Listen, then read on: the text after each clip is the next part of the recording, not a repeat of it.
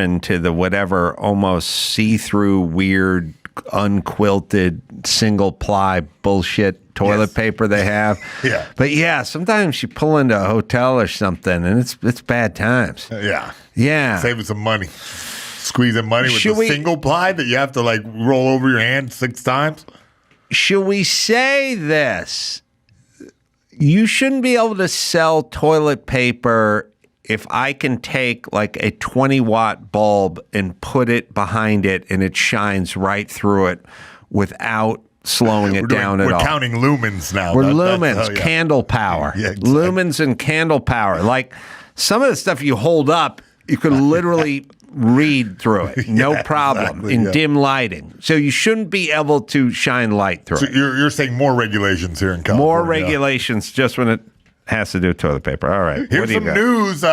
Before the break, you said that it's going to take a fire in order to roll back some of these regulations. Or a war. Yeah, well, Gavin Newsom issues executive order to streamline rebuilding after fires. It suspends regulations under the California Environmental Quality Act to allow people to rebuild. Has anyone thought about this? We're going to need tons of tradesmen. Yeah. That's tons of drywallers, tons of framers, foundation guys. Rebar, welders. It's going to be. Well, because I think people are going to build concrete structures now. Yeah. So when you build with steel, you bolt it together and you weld it. Yeah. So, but anyway, we need tons of trades guys. Where are those guys going to live? Right. Like, where are they living? We don't have enough housing for us now. Then you have all these people that are out of a house, and now you are going to need an army of tradespeople. Like, they're going to need barracks or something for these people because, now it's like, hey, a good drywall guy? Yeah, but he's booked up, for a few months. You won't be able to get him until March or so, whatever it is. Imagine that times 20,000 structures. This is going to be Winnebagos all down PCH. Yes. I mean, we're going to need tons of trades guys. And where are they coming from? Mexico mainly, but where are they working? Oh my God, we're going to need so many Mexicans. Yeah, there's only so many Motel 6s. So the thing is the people here who do masonry are 100% Hispanic. 100%. All the stucco guys, all the concrete guys, the forming guys, the finishing guys, all of these guys, it's all Hispanic. 100%. So we're going to need like a stucco army coming in across the border. And we're going to have to figure something out. Give them H-1B visas. There you go. Yeah, like we do with the guys who come in seasonally and pick, avocados or whatever it is. Like they're going to have to come in, and there's going to be an army of these stucco guys. That's an interesting twist on the new administration because they're going to have to accept, we do need some immigrants. And there is no drones or mechanized stucco. It's like mix it up. Spread it out. It's in Army the early guys, stages, but they have the 3D printed, but it's kind of new. The 3D printing is interesting because I've looked into it a little. And with the 3D printing is sort of, actually, I don't know why, but I was thinking about this the other day. But when I took ceramics, we had this big thing that looked like a big handled orange juice maker, industrial size where you put the hair and you pull it, big, and it was called the extruder. And the extruder, you put a lump of clay in it, and you pull the thing down, and a snake of clay would come out, and then you'd make a coil pot out of it. That's what the 3D stuff does. It goes along and makes an inner and an outer out of like lightweight cement, concrete. Cement is concrete. Concrete is cement with aggregate in it, with rocks in it, you know. But it'd do like an inner and an outer, and it would just keep going on top, like toothpaste on top of toothpaste. Just going, just building up. The inner part would be hollow. It would stop where like windows were going and stuff, or they would form it out where windows were going, then it would go above and so on and so forth. But it's fast. But those also everything is kind of radius with those things. Yeah. They don't do sharp 90-degree angles. They just keep Circular. going in a circle and a semicircle and sort of serpentine. So it's kind of everything's got like a soft edge to it, which is cool and modern, but it's not also how Not everyone wants that. So there's going to be so much. Oh my God. Yeah. Yeah, well, the Chinese word for crisis and opportunity is the same. Oh. Yeah. We're also going to need to like bust open some cement factories and stuff. Like we're going to need materials, like tons. It's going to be like a countrywide effort to rebuild Malibu, Palisades, and wherever else goes. Mm-hmm. I should slide back into the trades. Maybe started. Mm-hmm. Yeah, the Newsom also extended a 2024 tax return filing deadline until October for poor people impacted by the fires. Yeah. Also up there, and this is kind of news, LA millionaires shell out $2,000 an hour for private firefighters as the overwhelmed city abandons neighborhoods to the flames. Yeah.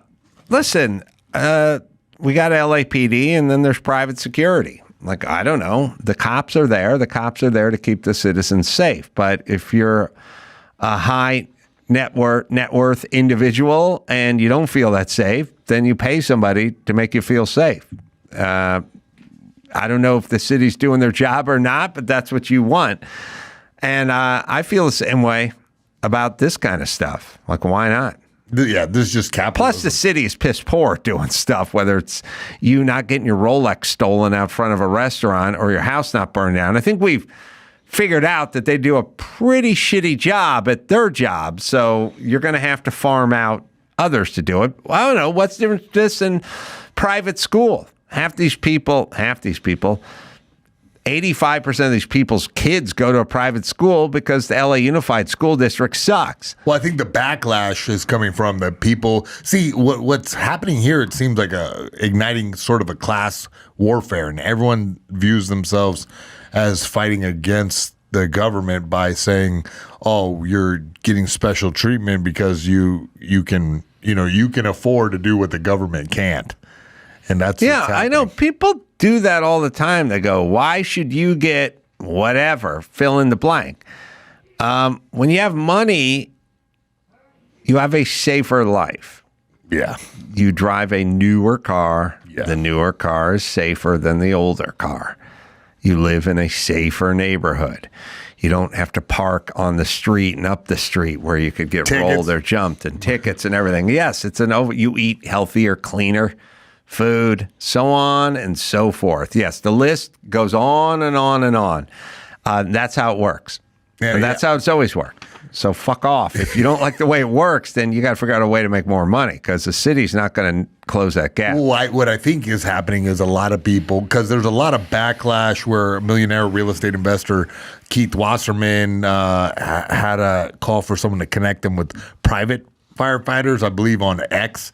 He went and asked for a private firefighter, and everyone really piled on him. And I think what's happening is there's a big divide between rich and poor now, and a lot of people are pretty angry that their dreams haven't come true.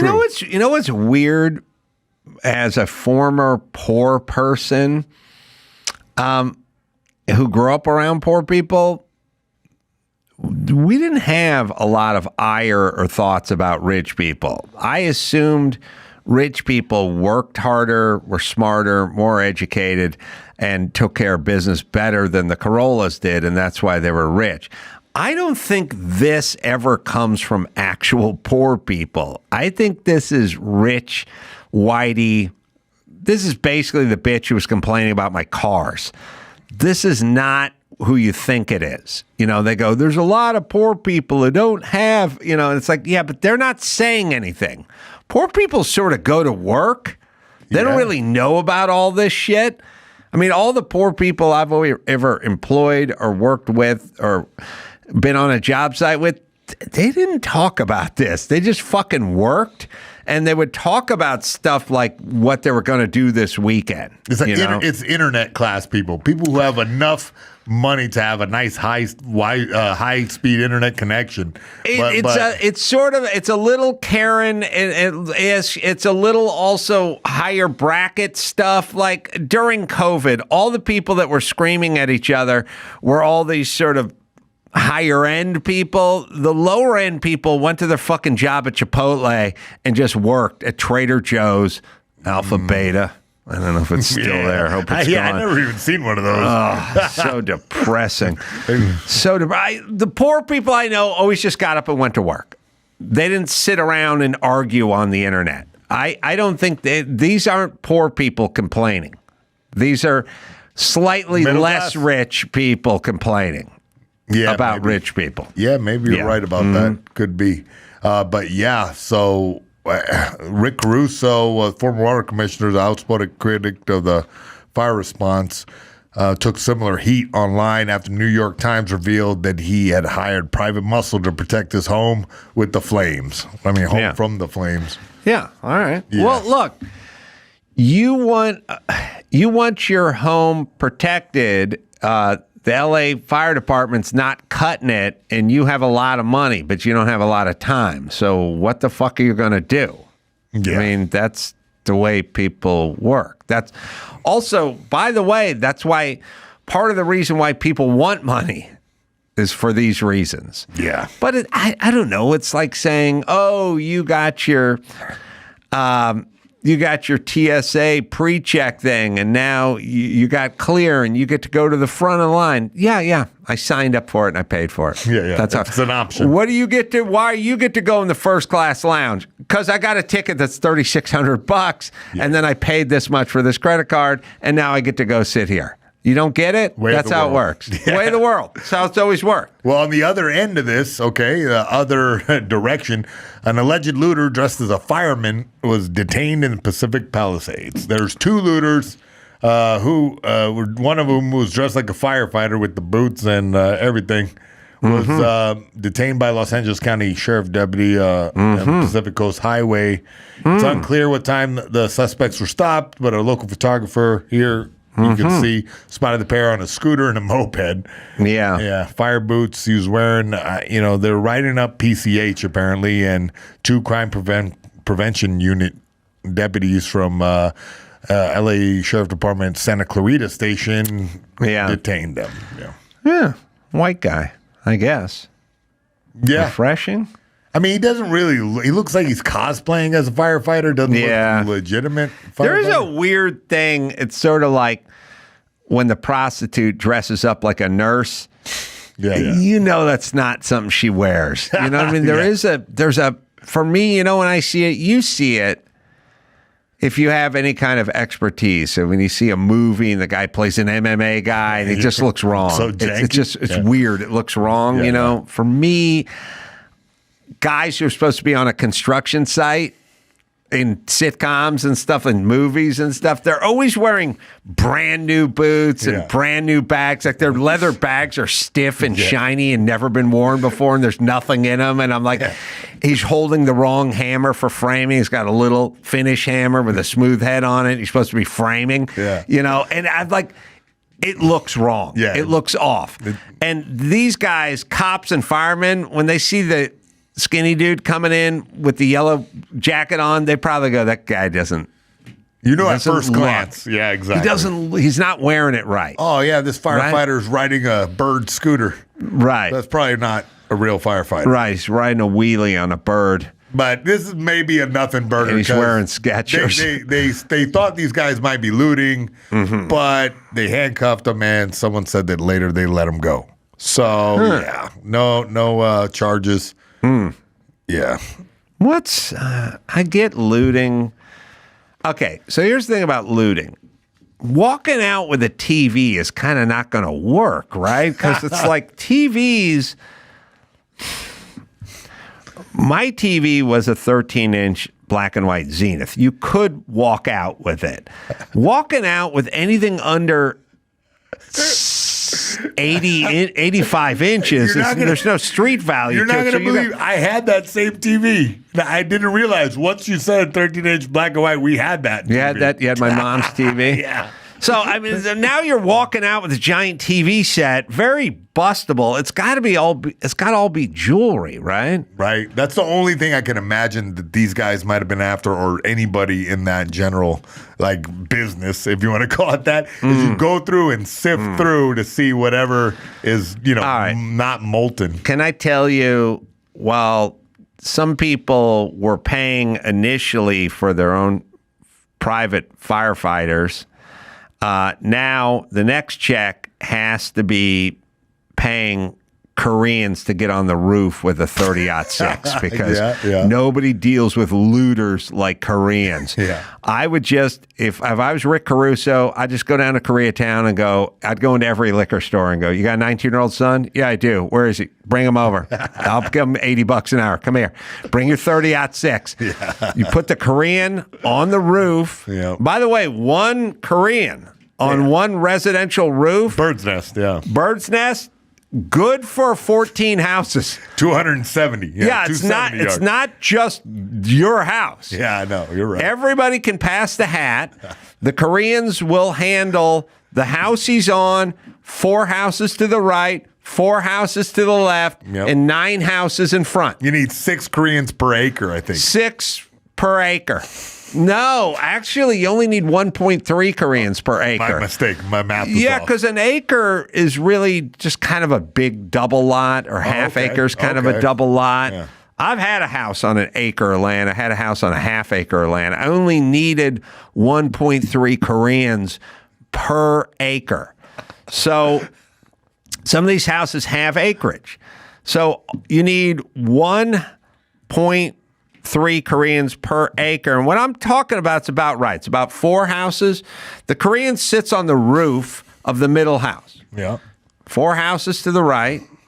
I'm thinking that squat that they do, like all butt to heels. Prone. Oh, position. prone position. Okay. 4 to the left, and then the 9 in front is good enough. Can my Korean be a Taekwondo expert?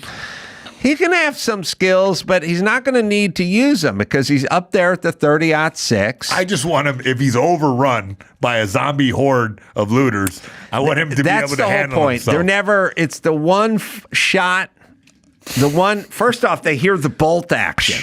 They hear that. Yes. They hear there's the one shot overhead, then the bolt action. I get it. Yeah. And then everyone scatters.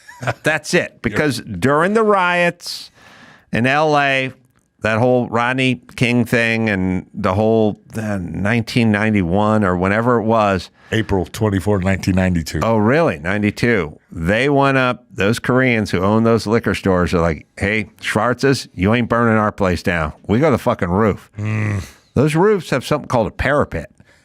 It's from medieval times, but they still have parapets. Yes. And they're 3 foot of block, and they get right behind those parapets. And they chalk up. And they start shooting. They start shooting. And guess what? Lo and behold, magically, their liquor store doesn't burn down. So Rick Caruso, pay the firemen.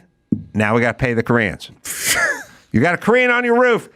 Nobody gets near your fucking house. There's no looting. There's no nothing. And again, it's only like 3 Koreans per block. Really, it's not even that. Look, I got a bunch of family that is hankering for this job right now if they could get an H-1B visa from North Carolina. North Korean, I'm looking for. North Carolina. Okay. I mean, listen, no offense. I'm sure you guys are fine They're up crack there. shots, I'm telling you. Yeah, but the Millers up there, they get bored. You're right. And next thing you know, the guy reaches for the cooler. It's like, I'll just take 1 White Claw. It's starting to get cold. Starts drinking a little bit. Next thing you know, puts the gun down next to him on the chimney. The thing falls over because his phone rings. He reaches for the phone. It knocks the gun over. It slides down the roof. You start drinking harder. Next thing you know, you get shit-faced up there. They just start shooting willy-nilly. I need you on what's called the ridge rafter. Yeah. You understand? Yeah. There's a ridge rafter. Yeah. It's the one that runs along the ridge. The rafters go up. They tie into the ridge rafter. You sit on that ridge rafter. You got one leg on one side. You got the other leg on the other side. That ridge rafter goes right across your taint. You hear me? Yep. And you just sit there at that 30-06. Face blacked out, of course. Not staring at YouTube, not drinking White Claw, just sitting there. And no, your face isn't. No. Oh, you want them to see. I want you to be very visible. Oh, well, then you're going back to the Millers. We have a loud voice. We can be very visible. I will shoot you if you enter that house. All right, I'll consider anybody, but I'm starting with the Koreans and the guys that have good liquor store roof parapet shooting experience. All right, well, that'll work. Look, you might want to chip in on this fund. David Spade offers $5,000 reward to catch LA arsonist amid deadly fires. Keep your eyes peeled, he says.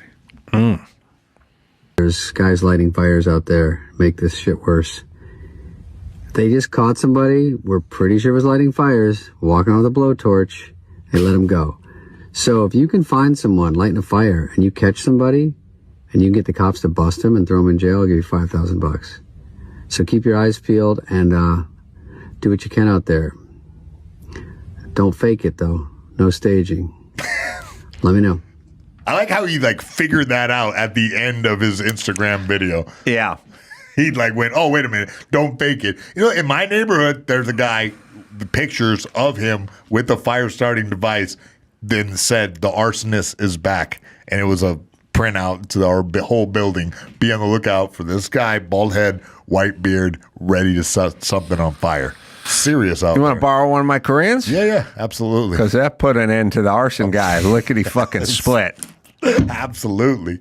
One shot into the dirt next to his foot, and then they go on, get, but done it with a Korean accent. Go on, get.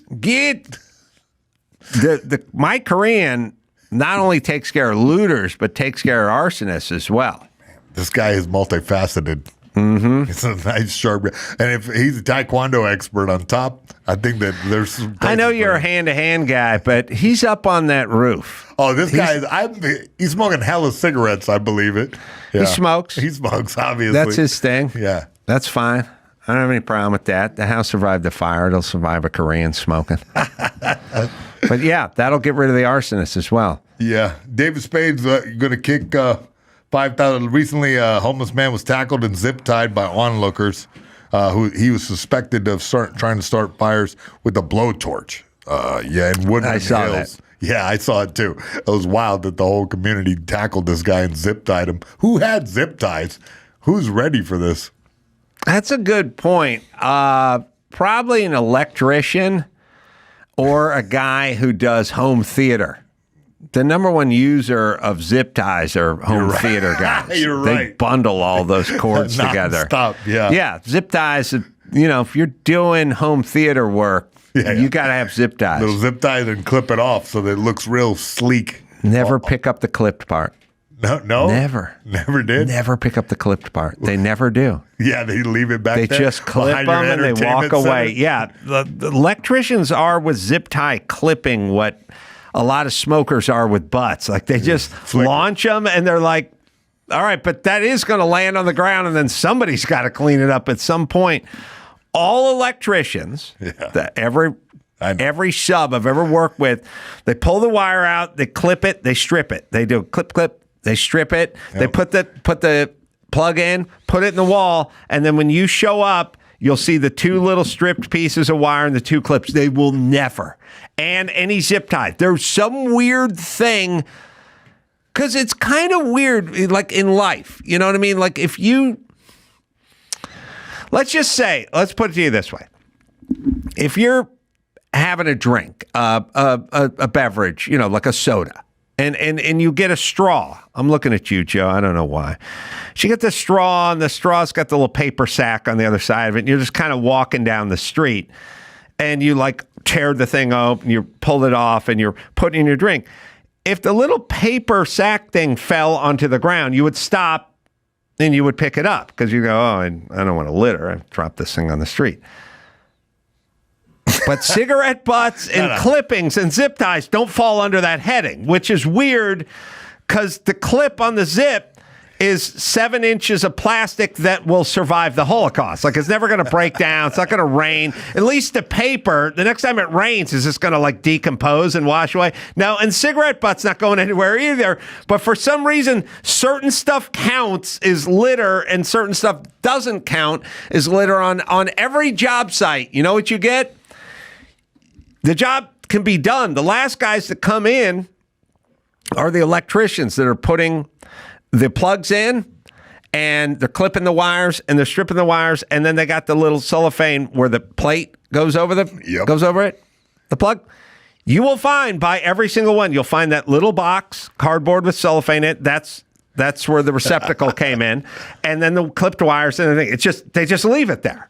And there's something weird because all the other trades, like if you're the carpenter guy and you get your router out, you're mortising the hinges or whatever, then when you're done, you like sweep it up, especially if it's finished. You know, it's like an almost done job, like you're doing finish work.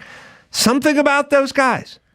I've done a little bit of construction work, and I feel like when you're doing construction, everybody's on a team except the electrician and the plumber. They come in, they're separate from you. Lone Wolf McQuaid. Yeah, they come in, they're right. like, some asshole that's not me is going to clean this up. Some guy in this crew will sweep this up. That's right. Yeah. They're the smokers of construction guys. They are the smokers of the construction guys, which is they're not part of the crew. They're subs. They come in, they charge a lot, they work one day, and they go, that Mexican guy at the broom, he can handle what I'm laying down. And they never do. Makes sense to me because That's right. like you kind of look at yourself as I read the electrician book.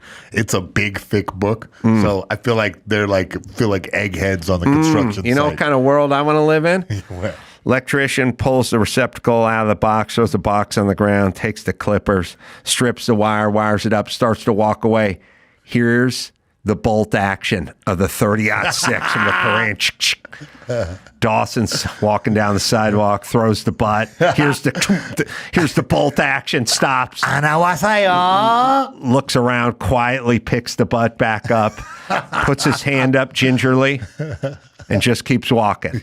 That's the world I want to live in.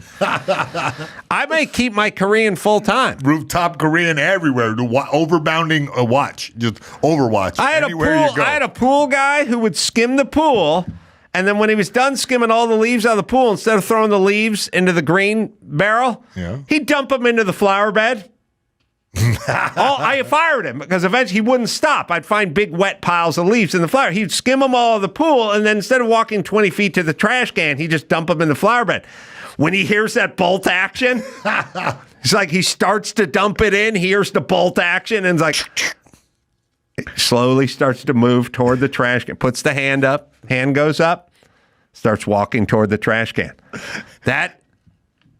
And this Korean never talks. He's just looking over top. Gardner comes in there. He's cleaning up the dog shit. Instead of throwing it in the receptacle, you see him just sort of throw it in the ivy. He hears the bolt action. Goes back. Everyone just puts their head down real slow, puts the hand up, starts walking into the ivy to get the fucking shit out of the ivy. And that's eventually they all get coached up. Do you know what I mean? Yes. I go out of town. I'm doing shows in Utah. Then I'm off to Atlantic City. My girlfriend comes walking up with her new boyfriend, you know what I mean? Looking around. Adam's not around. Tell Sonny, here's the bolt. Guy just puts a hand up, just starts walking back to the car. You know what I mean? Once she puts the hand up, slowly walks into the house. And you only need to employ him for a certain amount of time. Once people know, then you could just have a bolt action sound. Oh, that's right. That's It's like right. Pavlov's dog. Right. Yeah. Or there's the porch pirate who wants to grab what's on the porch. He hears the bolt action. Jehovah's Witness turns his bicycle up, you know, so, turns that bike, and it's all hand is going to go up, head goes down, and they start leaving the property. That's all. I feel like Hook it up to the Ring camera. Motion detected bolt action Bolt sound. action sound. Fucking everyone stops what they're doing. Hand goes up. And they just start walking back to the street. All right. I don't think we're going to do any better than that. Solana Beach, belly up. Doing a couple of shows this Sunday. Jay Moore's going to be with me. 6:30 show, 9 p.m. show as well. Covina Laugh Factory. with Paul Rodriguez, everybody. That is coming up January 22nd in Boca Raton, Florida, at the Black Box Theater. Jan 30th, then the 31st, Naples, and 32nd, Naples, or first Naples, I'm going to go with. Yeah, I was on a roll, man. Later, I think J.J. Arms, the action figure, who was the actual PI, who actually lost his arms, who then made a doll, I think he had a grappling hook attachment. Yeah. You had to grapple with your hooks back then. So Now we grapple with our sexuality. No more hooks. It was and our glue guns. It was a simpler time when a man grappled with a hook and not his sexuality. I don't know why I didn't do the entire podcast like this. I like this look. It's on holding the mic, balancing on my. It gives you like gravitas. Yeah, I like that. Yeah, I have an announcement. All right, let's do a little more news. So Orny's very own Boston. Yeah, they announced that in the majority of Boston they're going to be banning leaf blowers, gas-powered leaf blowers. They did that here. Did nothing. Well, that's right. Nothing. Yeah. Nothing. You can't. You call if someone breaks into your house. You call 911. They don't show up. You think they're going to show up for a leaf blower? Well, a new report. They estimate that in 2020, the devices generated over 600,000 tons of carbon, which is equivalent to about 135,000 standard cars. Yes. In 2020. So, yeah, and remember, California, we're enacting a statewide ban next year on the sale of new gas-powered tools. Wow. Okay. So this ban has been in Los Angeles since 1999. Yeah. And they always miss the story of the leaf blower. There's three components, and they only focus on one and they leave out two. One, and so they go, oh, we'll go with an electronic leaf blower or whatever. Okay, what comes out of the tailpipe is that shit runs on two-stroke. Two-stroke is mix the oil with the gasoline, and that's where the black smoke and the noise comes out. And there's no catalytic converter or anything like that. So it creates a lot of pollution. But the main problem is it's louder than shit. I can't tell you how many fucking Sundays and Saturdays have been ruined by hearing. It's louder than shit. And it kicks up a huge plume of dust. So it's essentially, you're going, well, I'm worried about what's coming out of the exhaust. But what's coming out of the exhaust is going into the air and dissipating very quickly.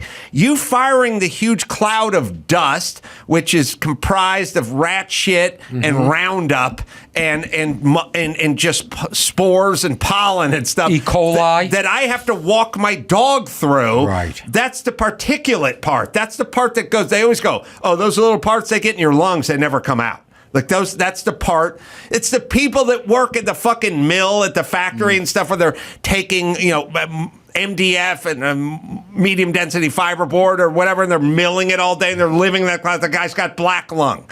Now, because you're taking in the particulates, they don't bring up that part. They're like so focused on what's coming out of the exhaust pipe, but that's not the problem. It's so the noise and the cloud. What's the solution? Rakes? The solution. Okay, you're exasperated. Okay, well, I mean, I'm exacerbated by this because it speaks of the time we're at right now. Yeah. It speaks of the time. I was in Maui. I was at brunch.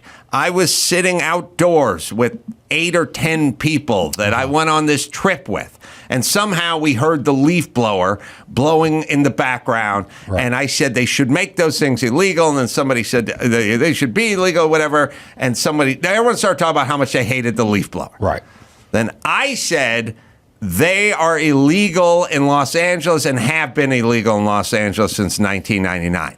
And they said, why don't they enforce the law? And I said, because Los Angeles is very democratic and it's very progressive, and all the people that are using the leaf blowers are poor brown people, and they don't like the optics of coming down on poor Mexicans. That's the people they say they care about the most. And then everyone looked at me at the table and told me I was somewhere between racist and wrong. Okay. And then I said, I read an article. This is what I know. And they're like, oh, why are you being... I go, look, They don't like the optics of punishing poor Mexican people, so they choose not to enforce this law. They enforce the laws if you don't have a front license plate. They enforce every building code law, but they will let the Mexicans sell the flowers outside of the mortuary or do the pop-up taco tent in front of SoCal Stadium or whatever. SoFi, they don't like the optics of it because they're progressive, and everyone looked at me like I was an asshole. Now, all I'm saying is I was right. Everyone at the table was wrong. What year was this? This is 6 years ago. I didn't come up with this. It was in the Times. It was an article. This is why we don't enforce the law. We enforce every other law, but we sort of pick and choose depending on who gets busted. They don't enforce any of the Mexicans going down to the Staples Center and selling fucking ghetto dogs out of a shopping cart. They don't do it because they don't like the optics of it. The city council did. Then everyone at the table decided I was wrong, and then I told everyone to fuck off, and there was a horrible brunch, and now we smash cut to COVID, which is, I know you guys all have your fucking feelings. Don't punish me for being correct. I'm sorry. I know I have information. I'm sharing it with you 9 fucking dullard retards. Sorry, you don't know what's going on. I'm not your problem.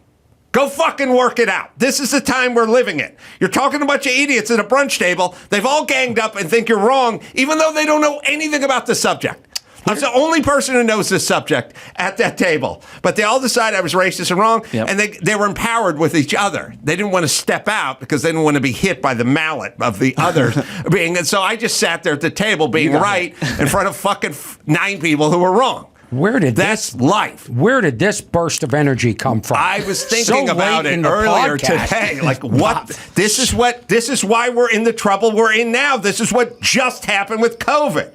I said, don't close the schools. Don't fucking do any of this stuff. And everyone looked at me at the fucking table of life and went, this guy must be removed from the table. And how did that feel, being the asshole at the table? I was like, listen, given the choice of being copacetic and being wrong versus being correct and being shunned, I'll take being correct every fucking time. And where do you, at the Jimmy Kimmel birthday dinner, where do you stand in the asshole spectrum? Do you feel like a lot of people there think you're an asshole, or are you more accepted? They think I'm on the spectrum with like Asperger's syndrome. That's what I think. They think it's that. Yeah, okay. Yeah. So we give you a pass. Yeah. Oh, it's poor Adam. He's got a syndrome. Yeah. Nobody has ever said poor Adam, but they do think I have a syndrome. Do you, sorry, I know I just have so many questions, and you do this 5 days a week. Yes. They get enough of you, these listeners. True. Yeah. And they can need their orny. And it drives people nuts when I interrupt you on this podcast. Where do you stand? Are you at the party? Are you Jimmy Kimmel's wife? Are you the number one friend?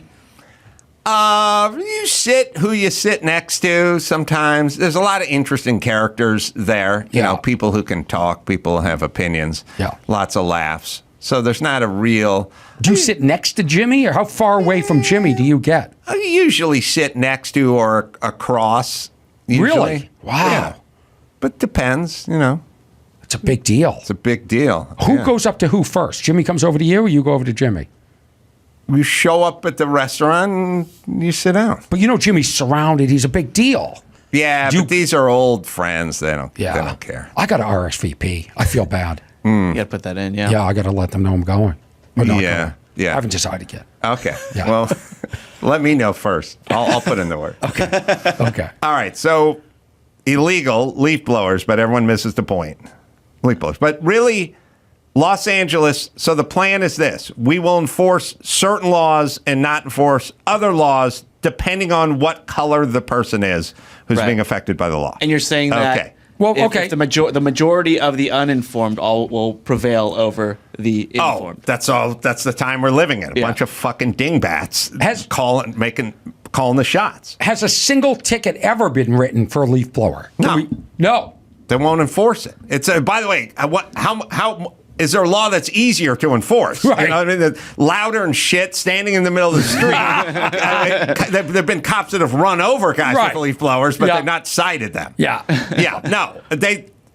It just here's what it shows. It shows that they're colossal hypocrites. Here's a device that makes more air pollution than Ford F-350 driving around the world twice. It literally does. All you guys do is talk about air pollution. That's all you do is talk about the environment, air pollution. You made a law to say these devices that pollute way more than a fleet of Chevy vans do in a year, and you won't enforce it. So are you into air pollution or are you not into air pollution? That's my question. You're fucking hypocrites. Okay, you have a good point. How about 100% hypocrites? Yeah. How about this? How about like a leaf vacuum? Why don't they do that? There's such a thing. They do. Oh, there is. Yeah, I have one of those. You do? I do. Look at you. Everything is just everything. People are such idiots. Look. Why? Because he has a leaf vacuum? You don't have to. No, he's a hero. Like that. Thank you, Arnie. Yeah, He's a you're hero. welcome. The point is this. You outlaw them, and then everyone goes, oh, we know that's going to add an extra 20 minutes every time that gardener comes to the house if he's got to vacuum up or he's got to buy a new piece of equipment or he's got to rake the leaves. I go, yeah. And then he's going to have to pass that on to the consumer. Right. So everybody who has a gardener, leaf blowers will be illegal, and it's going to cost you an extra $47 a month. There you go. We're done. That's it. That's it. Just pass it along. Fine. I went to City Hall last month and I spoke at a hearing. Yeah, at the council hearing You did? about tour buses. Really? Yeah. Find this footage, Byron. Because there's a problem in my neighborhood with tour buses stopping, and they have loudspeakers. I'm sorry, tourist bus. Yes. A tour bus. I thought you meant like We call them tour buses. But you're a comedian talking about tour buses. You think you're getting in a bus. Yeah, Bern Not at my Kreischer's level. rolling No, through your those are neighborhood. That's why I was curious. your other guests have tour buses. Well, they're on the road selling out stadiums. I'm Orly's in town. I'm Middle Seat Southwest. No, And by the way, I am too, but Thanks for that's what offering I'm- to drive me to Vegas on Thursday. That's what I'm Middle saying. Seat Southwest, because I checked in 3 minutes after the time No, to take off that's time. right. 24 You got to hours say before. tourist bus, otherwise we're Okay, gonna so say we have tour these bus. buses in Los Angeles that they drive these buffoons, these desperate, stupid people that want to see where people like Adam Carolla lives 1 or 2 days a week versus the other days of the week at his other houses. Right. They point at my house and they say in a loudspeaker, Cuba Gooding Jr. lives there. Right. Right? He doesn't. No. Now, they pointed all these houses, they're loudspeakers, they cause traffic and honking. So we've been trying to get them, at least the loudspeakers. I don't mind buses coming up. I think it's kind of cool that they like our neighborhoods, but don't lie. Right. So I went to city council and spoke on behalf of the neighborhood. And I was proud of myself. I took time out of my day to do this. And I had to follow, you ready for this? A guy named Goat Puppet that spoke through a puppet going, Because they're all nuts. and he got twice as much time to speak as I did. Wow. Well, it was him more and the prospects. puppet. No, but he only spoke really as they had to sit there and indulge this. Well, I hope you did better than Kevin Nealon. Did he speak? Yeah. He spoke years ago on behalf of Bubbles the elephant. Billy the elephant. Billy the elephant. What is this? He spoke at a city It's council on the computer, meeting. Byron. Yeah. He had 1 minute to talk about an elephant that was being wrongfully kept in a Yeah. cage. You do get a minute. He ran out of material about 14 seconds in. Oh, did he? Yeah. Well, I should have brought the recording. To the second, I did exactly 60 seconds. Goat Puppet went over. They light you at 45? Yeah, they do actually. There's a clock. I watched it counting down. I got off exactly on time. That's and a pro. That's just your pro. Yeah, I never run. That's right. And I got an applause from not the city council people, but even the tour bus drivers and owners applauded me because I said, they're stopping in the middle of the street. Right. Okay, so you want to enforce something that seems illegal. So why don't we start there? Mm-hmm. And then I said, if I were the tour buses, you know what I would do? I'd be a lot quieter. I wouldn't let people know you're in the neighborhood. We don't know you're in the neighborhood until you're outside of a house with a loudspeaker or causing traffic jams and honking. So and they applauded that. How'd you do in merch? Sold a ton of Sent merch. a lot of merch. Yeah. No, these new Penn and Teller cards. You got merch playing cards? I got Penn and Teller. Yeah, I got everything. All right. Do we have Kevin Nealon talking about Billy the elephant?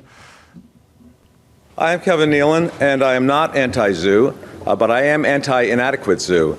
And I just want what's best for Billy the elephant and not what's best for the LA Zoo. And it's, I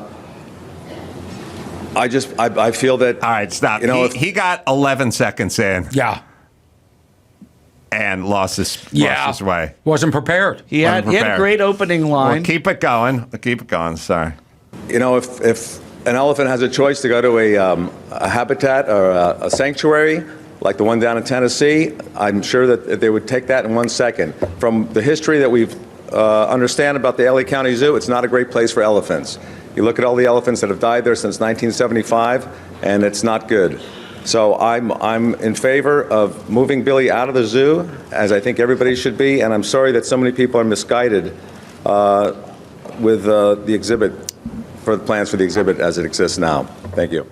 I couldn't even use his full minute. Can I just say, probably, not only is that hard to watch, as someone who's friends with Kevin Nealon, but I think really, if you can go back, Dawson, can I just point this out? I think really the saddest part about this is nobody cares that it's Kevin Nealon. No. The girl on the right never even looks up. She's like rolling her eyes. Yeah, she's just, nobody cares. Yeah. There's the Girl Scouts are there. They don't care. SNL alum. Yeah. And you could give two shits. Yeah. Sad. It really is. It was a big deal for me to be. Oh, yeah. Yeah, it's a big deal for me. I'm not competitive with Kevin, but. No, but you blew him out of the water in terms of addressing the city council. Very charismatic. Yeah. Like, everyone goes, this guy's a pro. So even the city council, and this was shocking to me, they don't even look up. Most of it. They're on their phones or they're talking to their. Right. I started speaking, and everybody perked up. Everybody listened. Mm-hmm. I'm a pro. Yeah. They were tuned out for Goat Boy. Yeah, it turns out Goat Puppet. Goat Puppet is there every week.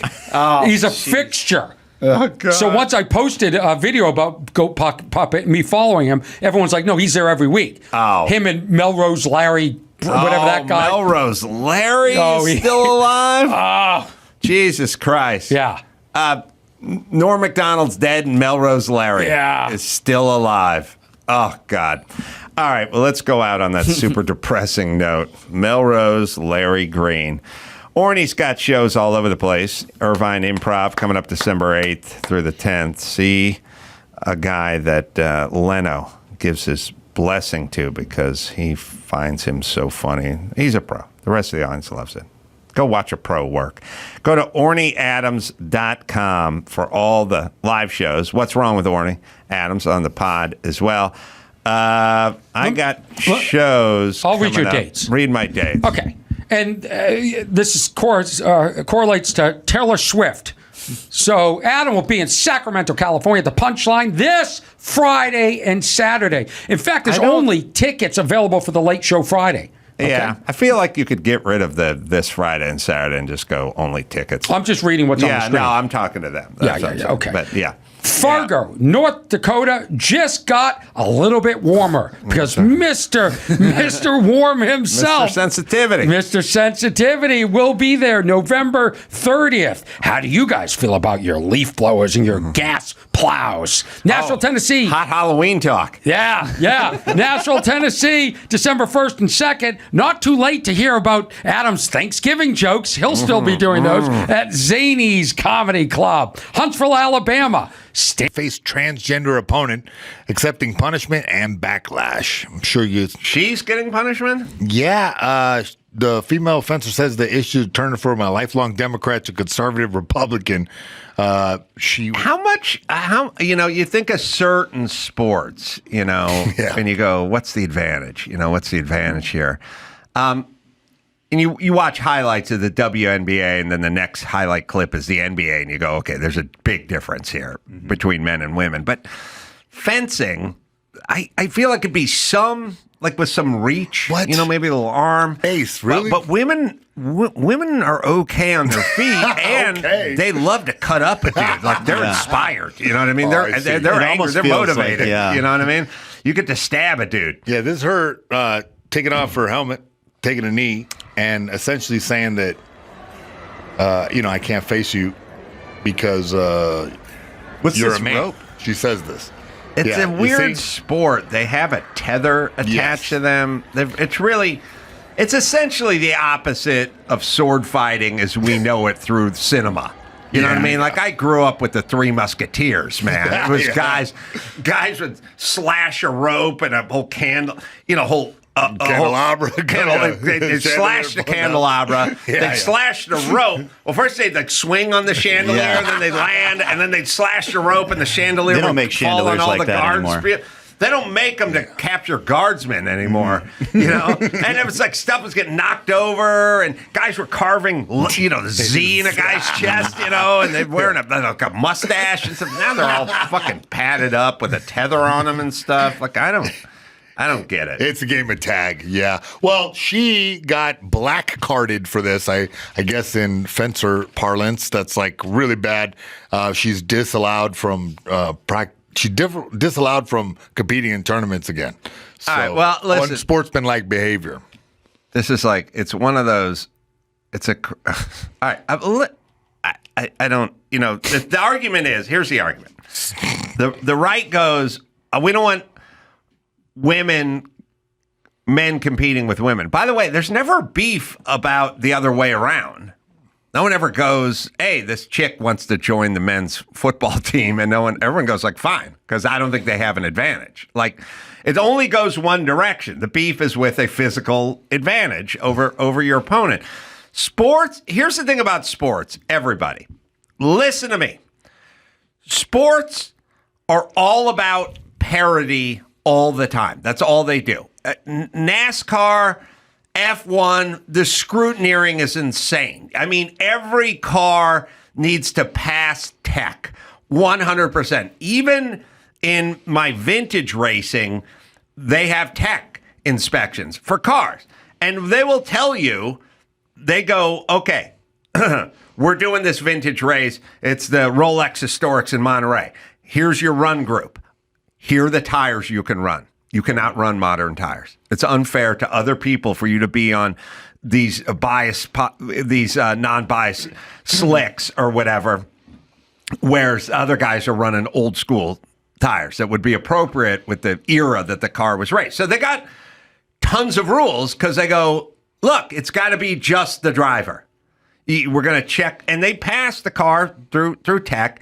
F1 is like, forget about it. Templates and measurements and weights and blah, blah, blah. If a car has like an advantage, like back in the day, they'll start adding weight to the back of the car to stop their advantage.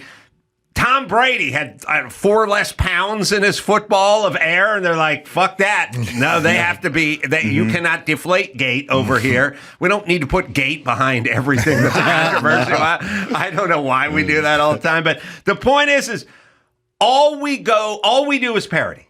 That's all we do. Or how about, it's the Little League, and there's a guy on the 13-year-old team, but he's Dominican, and he lost his driver's license, and he's got a mustache, and it's like, we can't have a 17-year-old playing with the 13-year-olds. And it's all parody. That's all it is. We go, we need to even out the playing field. I mean, they even have, it's like in football, they go, you go this direction for the first half, and then you go the other direction in the second half in case there's something going on. The wind is blowing, or the field's a little out of kilter, whatever it is. Zero advantages. So this is really just an extension of what we always do, which is there's nobody in the MLB who plays with an aluminum bat. And if you did try to go up to the plate with an aluminum bat, they'd be like, no, it's got to be out of hickory or whatever. Now they do the torpedo bat. Well, but see, same thing though. You're making my point, which is somebody came out with a bat that's a little bit different in shape. And now it's a big discussion. Can we use this bat? Is it an advantage? No one says it's a 50% advantage. Is it a 2% advantage? If it is, that's too much because we need parity. So that's all this is. The guy's got a little more muscle mass, a little taller, he's a little stronger. He's got an advantage, so we're against it. Yeah. And then the Democrats are always like, what are you guys obsessed with this for? And the answer is like, we didn't want to be obsessed with it, but this thing started happening, and then we said no. That's all. You don't have to be obsessed with it. Just no. It's fencing culture, I guess. A lot of people are from colleges and whatnot, so it's a very woke kind of. Well, what would be the sport that would work. Like bowling, men have a higher average, right? Obviously, there's the football and the wrestling and then boxing or combat sports or something. But fencing would be getting around that would down to a spot. Like I don't really understand why there's a women's division in pool. You know what I mean? Like, shouldn't we just have pool players? Like I don't know how much upper bodies it take. Like, is there anything where they don't have a division? Yeah, horse jumping. Really? Yes. Oh yeah? Yeah, it's true. Yeah, they do that in the horse jumping competition. Male and females compete. Yeah, side by side. That's because it's those jockeys, those really. Yeah, women are lighter normally than men, so maybe they do have a little advantage there. And they fucking love horses. every girl has a phase where it's like, I want a horse. I love a horse. I need a horse. Oh yeah, I mean the size of their. Yeah, I couldn't imagine making the pitch to my parents. Hey, I'm looking at horses this weekend. What do you say? Like, you're not even getting Levi's. You're getting fucking Toughskins. Like, forget about a horse. A horse. I would have loved to make that pitch. I'd like to go back in time and film myself asking my parents for shit that my kids asked me for. Genuinely? Yeah, like my daughter's like, look, I got the Mercedes you leased me, but next time around I like a convertible, if that'd be cool. Like, I just like to watch my dad's face going, what? You want what? Like, it'd be the craziest. That'd be the best show ever. Yeah. Adam builds a time machine and asks his dad for stuff. Dumb stuff. You'd just be like, no. Like, what do you mean a horse? Like, well, my parents would be confused. Like I'd go to them, I want to go to space camp this year. It's in Tampa, Florida. They'd look at me like, I don't know what you're asking. Like, they wouldn't go, you know how much money that would cost. I don't think it'd be like talking to a person. It'd be like finding a person from 1812 and pulling out your cell phone and going, you want to check it out? You want to see what maps are like? Yeah, or we can watch people fuck. They just go like this. Go, what? You're a sorcerer. You know, from the future. All right, what else you got, man? A little sad news here. Miller Gardner's toxicology results confirm his cause of death after the Yankees' great son, 14, died on vacation. Yeah, apparently he died of carbon monoxide inhalation. The son of a Yankees legend, Brett Gardner. Yeah, they were in Costa Rica. Costa Rican authorities said that the hotel room, filled with carbon monoxide, and the rest of the family was suffering a mysterious illness. I've had carbon monoxide poisoning. Yeah. Mm-hmm. Oh man. First off, that's the way to die. Yeah, it is. It's the equivalent of the bird hitting the glass. You go to bed. You just go to bed and you don't wake up. What? That's it. There's no pain. If there was a struggle, you would wake up and stagger out of the room. Mm-hmm. You do not. You go to bed. That's it. And that's why people used to kill themselves in their cars all the time before all these catalytic converters and oxygen pumps and all this EPA bullshit. They just put the hose in the exhaust pad. Yeah, how many scenes in every movie we've seen that? It's like fire it up, go to bed. Mm-hmm. Just go to bed. The carbon monoxide makes you sleepy, like coming out of oral surgery kind of vibe, you know, or like that. Yeah, going under when they put you under. That's what it feels. It's not like drowning. It's not like there's no struggle. I'm saying this to anyone who's thinking about killing themselves. Don't jump off a fucking skyscraper. You're going to land on somebody who's just walking their dog. You know what I mean? And don't do death by cop or whatever. That guy's got to live with that. Carbon monoxide, man. You literally go to bed. You should do some PSAs. I should. And I'd start off, hey, I'm Adam Carolla. But I have to do that from the Man Show. Like, I have to do that from where I'm known from, you know. Adam Carolla from the Man Show. You might remember me from the Man Show. Yeah, I got to do the you might remember me at the beginning, because otherwise it's going to be like, who's this dude talking to me about this? You know? And see, in places that are kind of third worldy, they don't have their shit figured out. So you just go to bed and the heater's on and the heater's not properly ventilated and it's going into the thing and it's pumping through the thing. Yeah. Carbon monoxide will fuck you up. It will kill you. It is. And there's nothing you're going to do about it because you just go, I'm going to bed. And it's just creeping in, and you can't smell it, and you just don't wake up. And if you do, you're completely out of it, and you're nauseous and those everything carbon else. monoxide dreams are. Oh, my God. You're just driving in a car pussy. down a Yeah. down a lonesome highway. Yeah, I had the dream I was in a bathroom at a comedy club, and some bitch was shitting up the stall next to me. I was like, oh man, this bifolding door, I can't get out of here. It's a crazy dream, man. That really quick. Were you friends with? Do you know Greg Giraldo?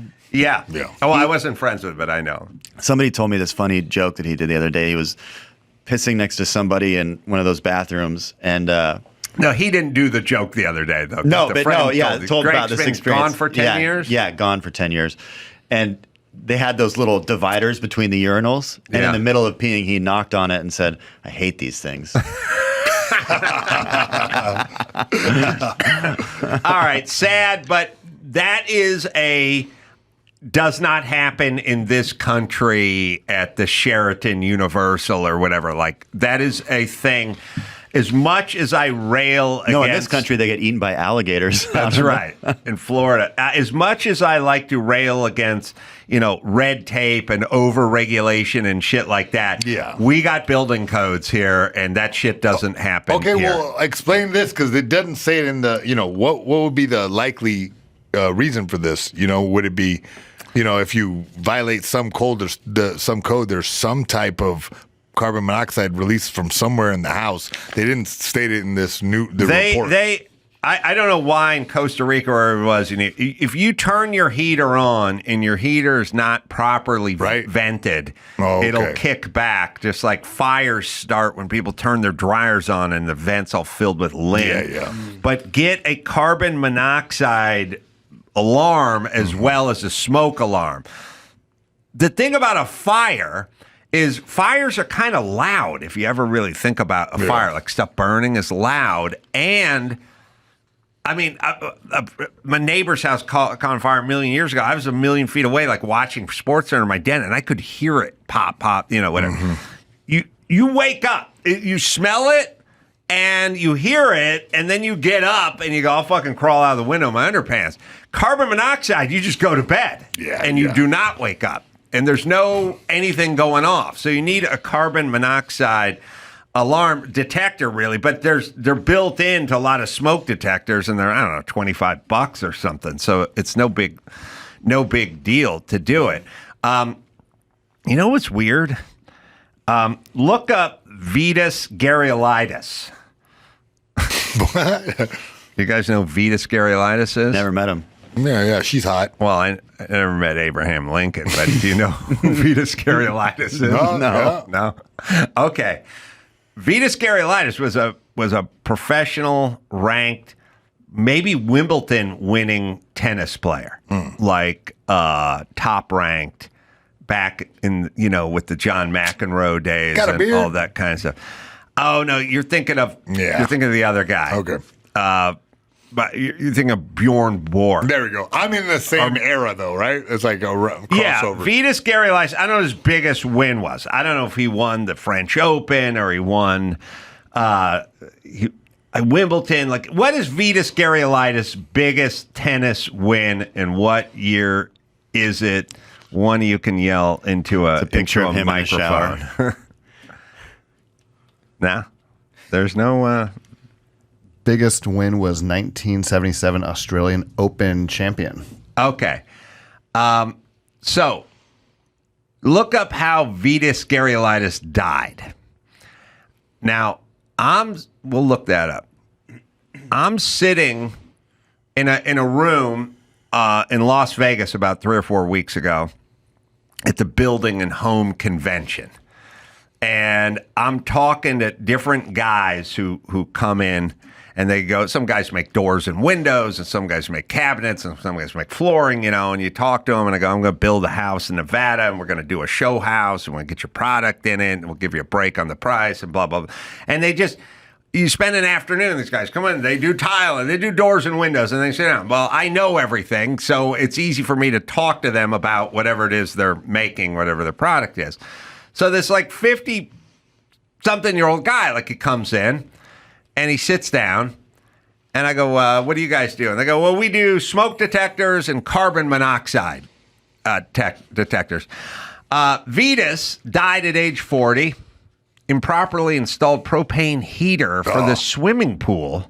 He was staying in a guest house at a friend's house. Went to a friend's house and used the guest house, and he died in his sleep in the guest house of some rich family because they had carbon monoxide. They didn't have their propane pool heater or something. It was fucked up, and it went into the guest house. Now, by the way, if a high-profile rich white guy dies in your fucking guest house and you're rich, you got to douse him with vodka and drag him out to the pool and just throw him in the pool because that's how we found him, because you're going to get the shit suit out of you by his family, right? Yeah. I mean, all you do is, I guess Vitas had a few pops and maybe just fell into the pool at night. But, but if it's carbon monoxide, that's on you. You're getting your ass sued off, right? There's always going to be something where somebody told you could be an issue and it wasn't properly ventilated, but you didn't fix it, whatever that is. All right, so this guy comes in and he goes, I go, what do you do? We're meeting in the building show, and he goes, we do carbon monoxide testers. And I go, oh man, yeah, you don't want to end up like Vitas Carolla. And he goes, who? No. I go, really? There's one dude who died. One guy who died because he didn't have your product. And you'd have posters of him like in your showroom, and he's like, I don't know who that is. And I'm like, you should know who Vitas Carolla is, because he won the Australian Open, number one. But number two, he died of carbon monoxide poisoning. Yeah, these things. He's like the Michael Jordan of carbon monoxide. Yes, that's what I said. It was like you were there. I was like, what you want is you need, it's like you need a poster child for something. It's like when that kid got AIDS from the blood transfusion, and all of a sudden they became a poster child for this, and it got a lot of it rejuvenated the whole movement, All right. Someone needs to hold the flag. I'm just saying, look, I don't expect these guys in the booth to know who Vitas Carolla is. But if they were in their 50s and they sold carbon monoxide detectors, I would. Mm-hmm. That's all. Did you give the guy the tip and now he knows? And it was him and his partner. Yeah. And they were trying to sell me still a house in the valley, and you don't have that come a long way thing. So trailer, good for you. Yeah. And it was the trailer park I lived in was every stereotypical what you think of a trailer park. And to the point where I remember I was like 11 or 12 and I went across the street to the neighbor's trailer and they had a catfish like living in the bathtub. And I thought that was the coolest thing. It's like, oh, they have fucking catfish in the bathtub. And I went to tell my mom, oh, they got catfish in the bathtub. And then I realized they only got one bathroom. So nobody's getting a bath or a shower. Were they trying to keep it fresh for a couple days? I have no idea. Although we had a lake. The trailer park I grew up in was called Island Lake Mobile Community. And we had a lake, but it was a real shitty lake. But the only fish that would come out of there was carp and bluegill. So... and I guess catfish, because I mean that was a catfish in the bathtub. But I mean they was so hyped, like all the neighborhood kids, like no way, it's just swimming in the bathtub. Wow, at the time of its life. Yeah, which probably wasn't too long. Yeah. Speaking of fish, I want to ask you guys something. Like I was sitting around today talking about boba, which is that stupid drink that's got the. It's got the tapioca snot rockets floating around in it. And then I started thinking about Pokey and how boba and Pokey got like really hot in this region at the same time. And I'm like, what the fuck? I don't like either one of these things. We didn't need either one of these things. We had smoothies. We had milkshakes. We don't need these weird gelatinous pieces of shit rolling around in our drink. Why is this good? Who likes it? Who wants to drink and sort of weird mucusy chew at the same time? And then pokey, same way. These are two trends I didn't see coming, I don't like, and I'm sad to have lived through them. The opposite ends of the spectrum. One is very healthy, and the other one gives you diabetes. Yeah, that's what I'm thinking. I just don't feel like we need either. We have sushi. Yeah. If you're in the mood for some raw fish and some rice and some stuff like that. And we have every drink known to man. We did not need pokey. Oh, sorry. Boba. We don't need it. We don't need it. You're really upset about this, Adam. I know, I do, because then my kids would get all fired up. They go, we want boba, but they didn't even know what they were asking for. You know what I mean? Yeah, I don't like it either. Between pokey, I don't mind pokey. I don't like boba. I don't mind pokey either.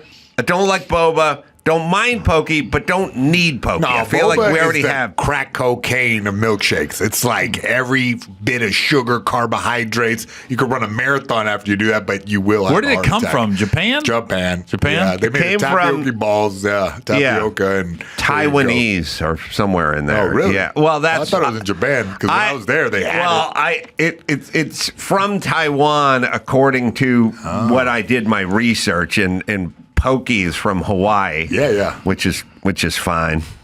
Not a lot of good stuff comes out of Hawaii. I got a question. Yeah. For you. What's it like getting like choked out or knocked out? Is it like coming out of anesthesia? It's a little bit like there's a pin drop, then you go towards the light and you come back into reality. And you don't realize you're in the ring at first? Did I win? Oh, really? Yeah. I'm always curious. That's one reason why I never got in fights. Because I think when you see two guys fighting, you always think you're the one winning. Yeah. And I'm always like... Sometimes you're the hammer, sometimes you're the nail. But yeah. I gotta say, it's very satisfying to put somebody slowly. I would like you to choke out the guy who brought boba to the States. Could you find that guy and just choke him out? Poor little Taiwanese man. All right. What do we got in the news? Got some news. Smokey Robinson accused of sexual assault by 4 former housekeepers in a $50 million lawsuit. Yeah. He's accused of harassing and assaulting 4 former housekeepers who worked at his Chatsworth home between 2006 and all the way to 2024. The problem is when the theme starts replicating itself. In the sexual assault department. And that's why you always have to mix your game up. If you're going to be banging the help, you can't approach it the same way and get the same thing, because then they corroborate. They go, that's what he like. Oh, that's him. I believe you're referring to his strategy of bringing them to the blue room and then locking the bedroom door while wearing only his underwear and neatly placing a white towel on the bed. Everyone has I'm just saying, if someone ever to get accused of this myself, the person goes, and then my woman's like, I don't know, didn't they go, Adam wanted me to blow him while he watched Sports Center. They'd go, oh, yeah. Okay. That's him. That's what he did. That's the theme. The guys have the patterns. They have what they like. Chaotic, mix it up if you're going to say somebody. Hey, in the mixed martial arts game, you can't just rely on hands. You can't just rely on judo. You can't just rely on collegiate. You got to have a well-rounded game. And when you cheat with housekeepers, you got to mix. You got to do different rooms and different things. So the stories all fall apart. Yeah. Because they didn't do that. Didn't. This is separate, but didn't Arnold Schwarzenegger get the housekeeper pregnant? Yeah. That was the housekeeper pregnant, right? And the craziest thing about the housekeeper pregnant story with Schwarzenegger, it made it even worse. There's evidently only one photograph that exists of that woman, and that's as a fat pirate. She was in a pirate outfit on Halloween, and that's the only photo we have. Right. So it's not only would he bang the help, but she was a fat pirate. Just a dumb witch. They twisted the knife. It got worse because that's the only picture there was evidently no other photographs of this human being other than in a pirate outfit, which is weird Because I imagine in these modern times, there are many pictures of her not in pirate outfits, right? That's the first time I'd seen her. I'd never seen her. That's all you get is her in a pirate outfit. Yeah, and Schwarzenegger. Yeah, that it's funny. We're talking about the bit rich man, poor man, which we came in having sex with a maid. Is rich man, poor man. It's either Schwarzenegger in your mansion or you're married to a maid. Yeah.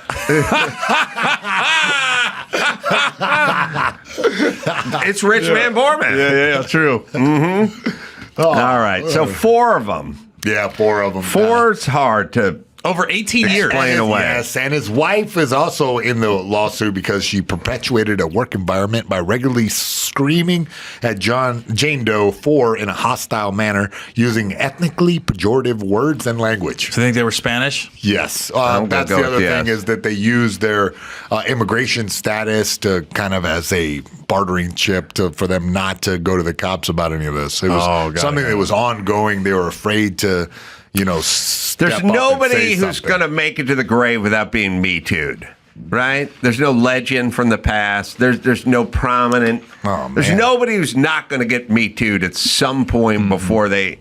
What's Smokey? Is he 80? Yeah. What is 80? I believe 80, let's see, 5. Yeah, he was in the 60s. Yes, but he's not. He's going to get Me Too'd before he goes into the grave. Jeez, yeah. They got him right before he's going. Yeah. You can't recover. Like you want it done, and you want it done when you can have time to rebuild your reputation. Yeah. The time to get Me Too'd is junior high. Yeah, you want to put it all in your rearview mirror, and then you move on. Right. You're blasting girls on the bus. Whatever. Let's do it in the 7th grade. Let's get this over with, and let's turn the page, and let's get on with our lives. Now he's like 85. I mean, no one feels sorry for Bill Cosby. But he's like half blind. These guys are getting wheeled into court and stuff. It's a weird way to spend your leisure years. Yeah, I know. Just sitting Weinstein in court, just getting, I'm thoroughly shocked he's still alive. Weinstein. He didn't look good when he was in court getting accused of this stuff, and here we are years later. Yeah, I was like, he's still kicking. He looked bad when he was going through that court case. Yeah, he did. It's also, as previously discussed on this show, they try to make you look as tame and feeble. Yeah. And come on, that guy couldn't hurt a fly. You know what I mean? Like they play into it a little bit. Wear a sweater and a collared shirt. Yeah, if you use a cane or a wheelchair. Yeah. You know what I mean? Like they try to do a nerd you up a bit. You think he could? So he's probably doing like Tai Chi in prison. Like he's just moving around fine. So he gets in there. Yeah, then he slows his roll when he comes in. I mean, it's all part of the game, I guess. All right, Smokey. But are they trying to get him into prison, or are they just trying to get money? Money, yeah. They're trying to get $50 million what they're asking for. I don't know how you quantify that money, but yeah. What is that? Is that all the residuals from Tears of a Clown? That's one of my favorite songs of all time. Yeah. Yeah. All right, Smokey. We wish him well. I like Smokey. All right. Next up, the Catholic Church announced that priests will be excommunicated if they follow a new Washington state law requiring clergy to report confessions about child abuse to law enforcement. Huh? No? Yeah. Wait. So if they drop the dime on the guy who's given the confession. Yes, the Catholic Church says they will be excommunicated. So not follow the law, but follow their customs to not break the seal of confession. So hold on. If somebody tells on the priest. No. If the priest hears from the child or someone confesses to the sin. And then what do you do? Like in terms, if you're sitting in a confessional booth and the guy's like, well, I've repeatedly raped my stepson. Yeah. Give me 10 million Hail Marys. Yeah. 1,500. Yeah. I mean, it's like, how do you even, that's not what it is? Oh, it's the other way. Oh, wait a minute. We got a different story. No, as a Catholic, they'll say, we can forgive you, but you have to turn yourself in. Okay. Like, that's the whole thing where it's just like, You don't get absolution by saying prayer. It's just like the only way you can get absolution is by turning yourself in. All right, so they can tell that, but they That's way can't better. turn them in. That's way better. Yeah. I don't know. Self-report. Okay? Yeah, right? Yes. I don't know. I don't know how many pedophiles go to church. I'd like to think And it's confessing. Yeah. Because that's one thing you can't fix. No. You're a pedophile. You're a pedophile. They should do what what was that Kurt Russell movie? Escape from New York, Escape from LA. That's what they should do. Just wall off a city that we don't really care about and just drop all the pedophiles in it and be like, have fun, boys. An island?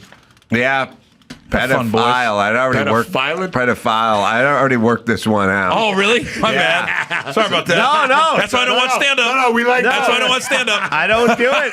I don't do it. Adam's at my show like, bitch, I said island. You said city. We like to punch it up around here. No, I never. I watched the movie Papillon when I was a kid, and I realized it was a true story. And in France, they would drop their criminals off in French Guyana on Devil's Island. So it's not that new a concept. Like they just go. I think Richard Dreyfuss's.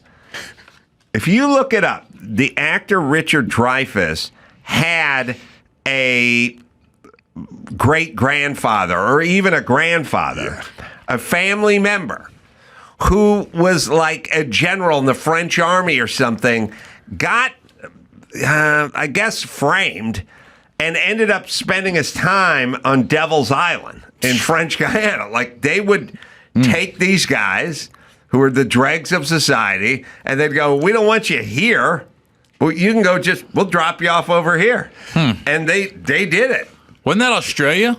What Australia? Yeah, that's how they got started. Yeah, that's how they began. I mean, we got a pretty rich history of just going, we don't want you here. Yeah. We're going to put you over here. And I agree with the pedophiles for sure. Richard Dreyfuss's great-grandfather was not in prison. His great-grandfather was Alfred Dreyfus, a French army officer who was wrongly accused and imprisoned. Well, I feel like I'm correct. He was wrongly accused and imprisoned. Is that what we're doing? Dreyfus affair due to anti-Semitism. But great-grandfather was in prison, right? But not on you're saying not on Devil's Island. Is that what we're saying? It's a weird one, but I'm not making this up. His great-grandfather was accused of something in France and was a French army officer who was wrongly accused and imprisoned in the famous Dreyfus affair due to anti-Semitism, but didn't go to Devil's Island, or did. Because I think if at a certain time in France, if you got into trouble, they would ship you off. At least that's what I learned from watching Papillon. All right. Yeah, next up, right into that, Trump says he'll reopen Alcatraz prison for America's most ruthless and violent offenders. Yeah. Yeah, I've been there. You guys been there? Yeah, I've been to Alcatraz. Yeah, makes sense. I mean, are you sure you have to retrofit a lot of stuff in there? There's a lot of retrofitting. Knock some rust off that place. Yeah, I know, right? It looks like, and then remember the Native Americans took it over for a while? Yeah. Yeah, so it's, I don't know. I've seen the movie The Rock so many times that I can tell you exactly how that place works. I could get there in a mini submarine with Sean Connery. I know the bowels of that place. Yeah. I do love it when they take over some place. It's like, this place was abandoned in 1961. Now all we have to do is time that giant fan where the flames are shooting through it. And I'm like, well, who left the gas on? Yeah, right? This place was abandoned. This place was abandoned 37 years ago. Why is there a flame shooting through the bottom of this thing? How did this get fired up? That's funny you bring up that movie because I was stationed A&B Coronado. We had a couple of the SEALs that was in that movie to help Sean Connery and everybody else. But they were a couple of the guys. They didn't have any lines, but they were a couple of the SEAL teams that went in and got into the rock and everything. I said, I said, obviously we're asking them questions. They got back. He's like, so what was Sean Connery like? What was he like? They was like, dude, we're getting ready to do some water exercise with him in the pool. He goes, he's putting a foot in the water. He goes, too cold. Went right back to his trailer. Oh, really? Hate to pull up. Any movie, and this movie has all of them, but if you have one of these, I'm in. If you have two, I'm in. But you have three, I'm in. When you hear the line, stand down, yelled a handful of times, I'm in. When you hear, we spilled the same blood and the same mud, then I'm really in. And if I hear, I took an oath to protect this nation, foreign and domestic. If I hear that, I'm like, oh, I'm watching the shit out of this movie. Because we got rogue White House cops now. Yeah. Like, whenever they pause and then they say domestic, then that's when I'm in. Yeah, Michael Bay. Mm-hmm. Yeah. So Richard Dreyfuss's great-grandfather. We're back. Did he ever go to one of these islands? That's the question. Or did he stay stateside? Oh, yes. Okay, good. I was going to say. Well, why did we not figure that out the first time? So did he go to Devil's Island, or did he go like French Guiana or whatever that is? I'll buy it. Devil's Island. He went to Devil's Island. Oh, wow. Okay. I was right about all that stuff that we were saying. Well, the screen said he never went to prison, and then he went to prison. Not you, Dawson. I'm just saying, like, he went to Devil's Island. Okay. There we go. Continue. Yeah, no, it's just that a spokesperson from the Bureau of Prisons said in a statement the agency will comply with the presidential orders. So it's going to happen. I like the new no rules part of our society where everyone's just going, what the fuck? Let's just do everything. Like, let's just put up condos in Guantanamo Bay and a casino or something. Like, I just like the everything's on the table approach to this. Anything but the business as usual. I didn't like the business as usual. Dreyfuss was arrested and French army imprisoned on Devil's Island in French Guiana, everybody. And that's why Richard Dreyfuss is so pissed all the time now. Yeah. They can't. Well, they say no one's ever escaped. But then Alcatraz? But then there's talk about somebody who may have escaped, but they never got to the bottom of it. Well, those guys, they tried to escape and they were never found. So they're like, did they escape? Or everybody's like, well, they could have drowned. And they had like professional divers and swimmers try to swim off Alcatraz, and they was like, there's no way with the waves. But they do this all the time. They have every year. They have the Alcatraz swim or whatever. But then someone always goes, well, if the tide doesn't get him, the sharks will. I'd be like, oh, wait, are we doing the swim or not? But all the sharks will. Like, how do they know the difference between me and a prisoner? Yeah. Yeah. Like a jellyfish has no problem either. Yeah, that wouldn't stop the swim. Is the Alcatraz swim? Yeah, I don't know. Doesn't go to Alcatraz, though. It must just go in the bay there. But either way, open it up. I'm fine. Yeah, I'm not. Wouldn't you rather have these condos there? I'd rather look. The best real estate in the world is where Manson was. San Quentin. Yeah, I got a buddy that's locked up there, and when I went to go visit him, I was like, "Yo, this is like $1 million view here."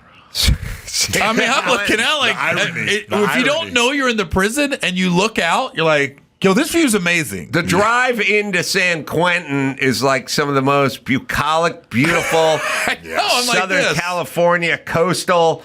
Yes, if you took San Quentin and you let, I'd say, give it to Steve Wynn and let him just do a fucking makeover on it. I mean, it's incredibly valuable real estate. If you go to one of these places like the high desert, it's just scrub and burnt earth and blah, blah. But what was your friend doing in there? It was during the 3 strikes. He got 3 strikes. And I'm only getting one side of the story, so I don't know exactly. He was my first roommate when I got to L.A. Well, his side is he stole a sack of Doritos, and he's in. But I want to know what the other 2 strikes were. I don't know. I don't know what the other 2 were. But I asked him because he's been in Folsom, San Quentin, Vacaville, and now he's in Soledad. And I visited him at all of them. And I said, just say, which one's your favorite? And he was like, oh, San Quentin. And I said, why? He goes, because it's an old prisoner. It's an old prison with old prisoners. He goes, so you don't have the young boys coming in wilding out. Yeah. He goes, so it's even though it's older, he goes, everybody there is just trying to relax and do their time. Obviously, you're going to have some shit. He goes, but and you get a nice breeze too. Yeah, in that right. place. So, how long's he been in? Kind of 2001. Oh, that's a while. Yeah. So, any thoughts? Any movement? I don't.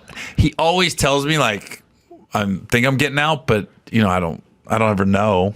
I don't know. Jesus, 25 years coming up. Mm-hmm. Wow, for stealing a sack of Funyuns. I don't think he did more than that. Maybe a little more. Yeah. But still. it was cool. That's when it's cool to be somewhat black famous because the guards always look out. Yeah. And even when I'm sitting there, the prisoners will be like, because they take their pictures. They got a guy. You got to get like a picture chit. So the guy, you pay like $2 or something. And then you got to give them this like basically a ticket, and then you can get your picture taken. So usually before I go in, I'll pay for like 3 or 4 pictures so we can get different pictures. And then it'd be funny because when I go visit them, like somebody will be like, "Yo, can we get a picture?" And then it's up to the camera guy like, You got another ticket? Right. So I've been in like multiple family shots with prisoners. I don't get why they need to move them around so much. I don't get that. I don't understand that either. I don't know either. What? Moving them around from They don't San want Quentin. them getting into a gang or something. The same reason that they, the same reason they'll move around soldiers to different barracks because you create like a tight-knit gang, and then it's you can really escape Alcatraz. You know? Oh, yeah. Anyway, San Quentin, beautiful. Yeah. That was Folsom kind of sits, I don't know, it's some green hills there. That felt the oldest when I went to visit them. Because it's like, I felt like I was going into Shawshank a little bit. Because that's where you're really going through a big wall, and then you got to go through like 3 different gates, and you just keep getting stopped. And then, but Folsom was the only one we were outside the whole time. So that made it a little uncomfortable because it was hot when I went and saw them. At least San Quentin and Vacaville and Soledad, you're inside when you visit them. So that was the only drawback. And then when you go in, you got to wait for him to come out. So you go in the morning, they check you out. You can't, I didn't know you couldn't wear blue, in San Quentin especially, because they're all wearing blue. So at one point I had to go to like some changing house, and I was just wearing like khakis and a red shirt that didn't really fit right. Yeah. And then, like when you go to the Magic Castle and you don't have a blazer. Yeah, right. They just give you one. Give you one. Same difference. So, but the thing is, when you get there, when you're in the visiting area waiting, you're just kind of like, what do I do? I don't want to sit somewhere because I don't know if somebody's already sitting there, and that's very territorial. Even in the visiting area, they're like, if you don't tell somebody to move or scoot over, you just hope everybody's being polite. So it's awkward because it's like literally I'm standing there for like 20 minutes just in the corner, and then he finally comes out, and then I'll follow him. Like, where are we sitting? But one he did tell me that was interesting. He goes, dude, I don't care what beef you got with somebody. It could be like a black guy and a skinhead, and they will sit next to each other when families come to visit. They will be polite. Yeah. Everything. He goes, because ain't nobody trying to mess up visiting time. Yeah. They said, so you might really be fighting this dude on the inside. But when they come to visit,